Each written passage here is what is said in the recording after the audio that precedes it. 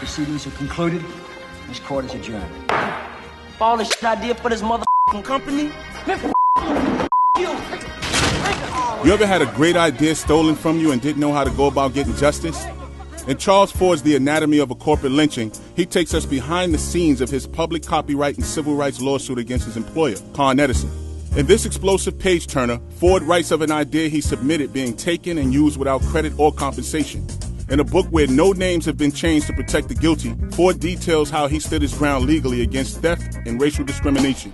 Ford's exploration of a corporate lynching attempt inspires readers to pursue justice and fight back legally in the face of corporate opposition and retaliation. The Anatomy of a Corporate Lynching is available on Amazon worldwide in paperback and on Kindle. Find Ford at author Charles Ford on Instagram.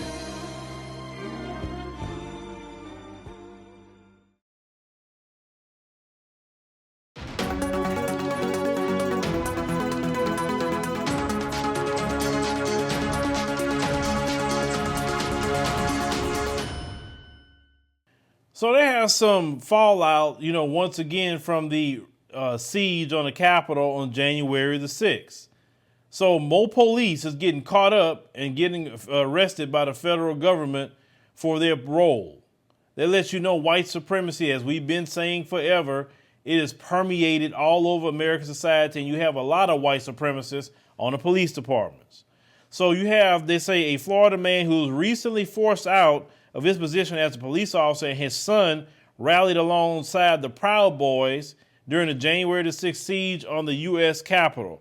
Kevin A. Tuck, who resigned from the Windermere Police Department, and his son, Nathaniel Tuck, formerly employed with the Apopka Police Department, have been indicted alongside Proud Boys members Paul Ray and Arthur Jackman, who were previously arrested in March. They say the superseding indictment also includes Edward George Jr., who was arrested in North Carolina on Thursday. They say Jackman is one of the Proud Boy defendants, also who have police ties. They say his wife, Sarah Jackman, they say is a deputy with the Orange County Sheriff's Office. Now, they say following the administrative review, they say she was cleared of any wrongdoing with the agency, reportedly finding that she had no involvement or prior knowledge of her husband's involvement in the Capitol breach. That is a freaking lie. As a married man, my wife knows where I'm going. She knows if I'm going to go out of town. She has access to calling me on the phone bill, anything. Ain't not much I really can do that my wife's not going to find out about, especially when you live with somebody. It's kind of hard to hide certain things. You mean to tell me his wife didn't know that he had no involvement with the Proud Boys? So what, he was just, listen, you just disappearing a woman like that, not telling her where you're going and what you're doing?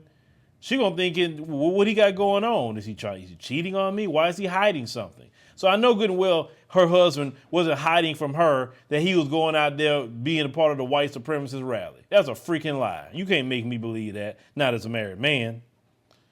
So they said that the indictment also includes Edward George Jr., a Proud Boy who was arrested in North Carolina on Thursday. George made his first appearance, as said before, a magistrate judge in Raleigh on Friday morning. Now, said charging documents so far do not outline any specific connection between the Tucks and the three Proud Boys. They said the indictment charged all five men with obstruction of an official proceeding, entering and remaining in a restricted building or grounds, disruptive conduct in a restricted building or grounds, entering and remaining in the gallery of Congress, disorderly conduct in a Capitol building, and parading, demonstrating, or picketing in a Capitol building.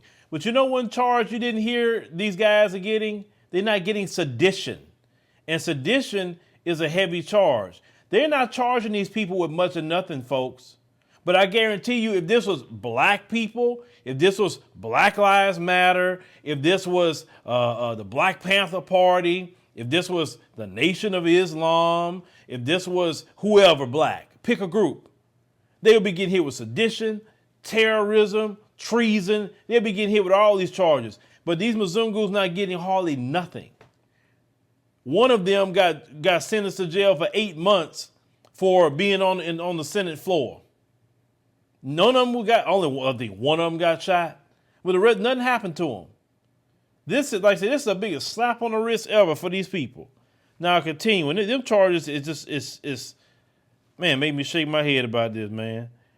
Now, they said Edward George and Nathaniel Tucker was also charged with civil disorder, and George alone is charged with assaulting, resisting, or impeding certain officers. Paul Ray and Arthur Jackman filed a Proud Boys organizer Joe Biggs, also a Florida resident, into the Capitol through a door, say from the West Terrace, shortly after Proud Boys member Dominic Pizzola smashed out a window adjacent to the door, according to the government filings.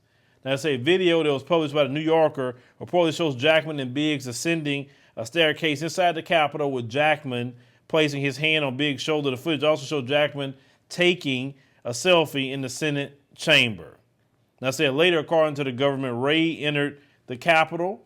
It said a second time with Biggs through the Columbus doors on the east side of the building. And they said that, they had another video that Nathaniel took, which was the police, who was nicknamed Bulge PB, who was walking across the Capitol grounds with his father, nicknamed Horizontal Black PB. They said walking behind him with his hand on his son's shoulder. So they were doing all this mess, and they're not getting hit with no terrorism, no sedition, no anything.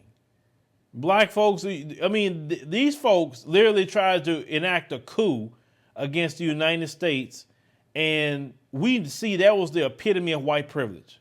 Because we all know that if they were black folks, it would have been a hail of bullets, and they were saying, they were storming the Capitol, what else you expect us to do? We can't let them just overrun and take over the government. But when it comes to white folks, they can do whatever the hell they want to do.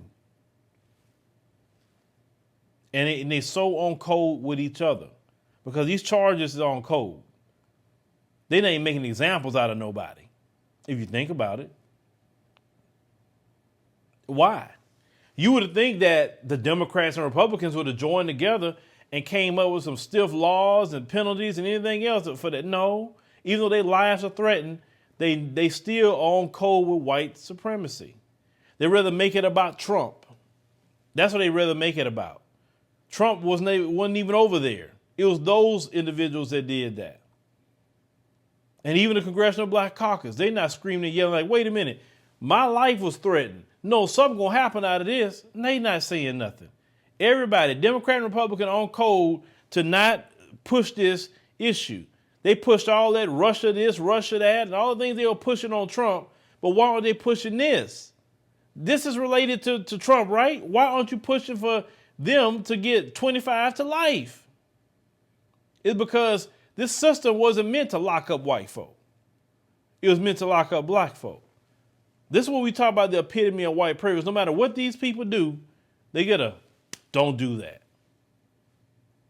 But black folks barely even do something, we lose our life. You got black folks doing life sentences behind stealing a piece of pizza. Yes, that was the actual story.